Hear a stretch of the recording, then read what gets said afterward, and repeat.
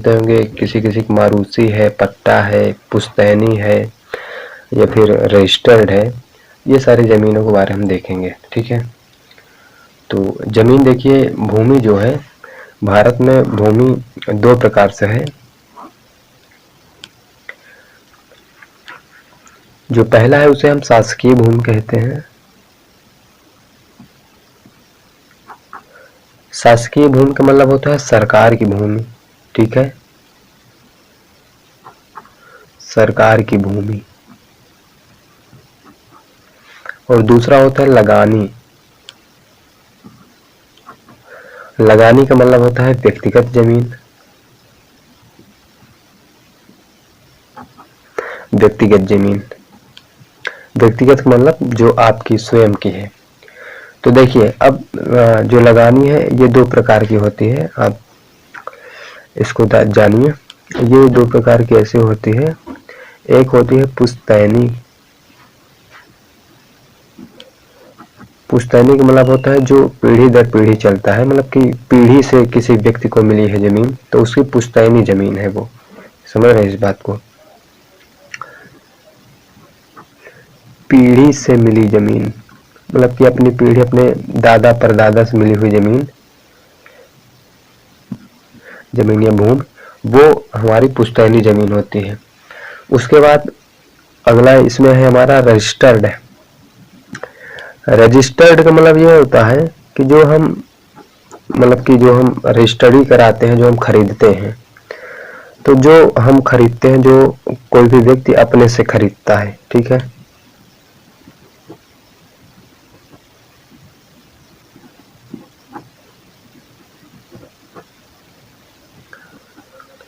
ठीक है, तो ये दो प्रकार की ये हुई। उसके बाद जब हम शासकीय को देखते हैं, तो शासकीय भूमि जो हमारी है ये भी दो प्रकार की है। एक इसे होती है ये, मतलब कि इसको हम बांटे तो ऐसे बांट सकते हैं। एक हमारी जो भूमि है इसमें, उसे हम कहते हैं आबादी, यानी ये सरकार की ही जमीन होती है। और दूसरी होती है पड़त। ठीक है, पड़त को मूलतः वन विभाग में देखने को आपको मिलता है, यानी कि पड़त जो होती है वो वन विभाग का होता है, अर्थात सरकारी जमीन होती है।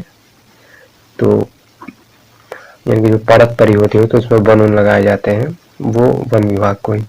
आबादी देखिए दो प्रकार की होती है। आबादी को हम देखें थोड़ा ऐसे बांट लें, तो आबादी में दो प्रकार की है। एक तो है पट्टे की। पट्टे की मतलब जो पट्टा कट जाता है, मतलब जो गरीब व्यक्ति होते हैं उनको दिया जाता है। और एक होता है नजूल की। नजूल का ये होता है जिसका कोई रिकॉर्ड ना हो, मतलब कि कोई व्यक्ति उस पर ये नहीं कह सकता हमारी जमीन है। एक गवर्नमेंट की ही वो जमीन होती है, इसका कोई रिकॉर्ड नहीं होता, वो होती है जो है नजूल की। ठीक है, पट्टे की जो होती है इसमें आपको कई देखने को मिल जाते हैं। तो आप इसमें देखेंगे ना, तो इसमें आपको कई जमीन देखने को मिलेंगी। इसमें आपको जैसे ऊसर ऊसर जमीन देखने को मिलेगी। उसके बाद आपको इसमें बंजर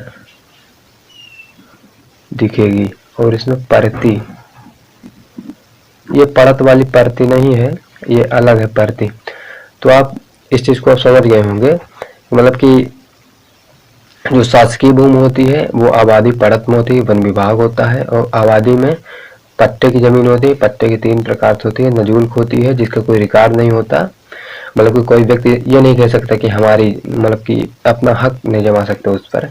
ठीक है, और जो लगानी होती है, किसी व्यक्ति की जमीन व्यक्तिगत होती है, वो पुश्तैनी और रजिस्टर्ड होती है।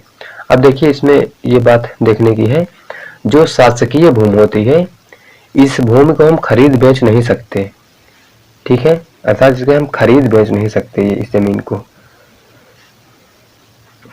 यहाँ लिख देते हैं हम,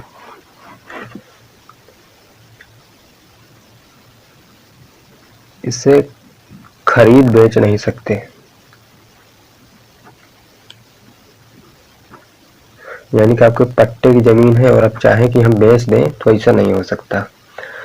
उसी तरह ये व्यक्तिगत जमीन है, व्यक्तिगत जमीन को हम खरीद और बेच सकते हैं।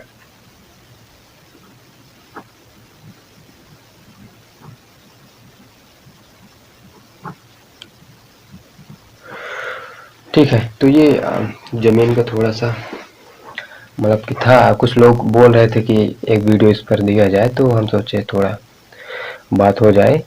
तो आपको अब समझ में आ गई होगी कि आपकी ज़मीन कौन सी है, इसमें आप आराम से जान सकते हैं। ठीक है, और आपकी पट्टे की ज़मीन है, कोई कह रहा है कि हमारी ज़मीन है, कोई दूसरा व्यक्ति आपको धमकी दे रहा है, तो यानी कि आपको बेवकूफ़ बना रहा है, क्योंकि ये ज़मीन खरीदी बेची नहीं जा सकती, ये सरकार ने आपको दी है पट्टे पर।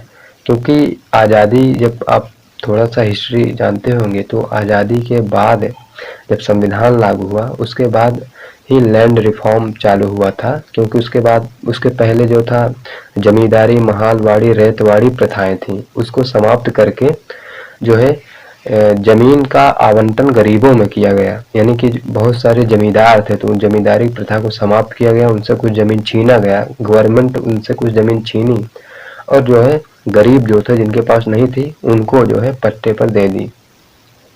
ठीक है, तो ये लीज पर दी हुई। ठीक है, तो ये आप समझ गए होंगे। धन्यवाद।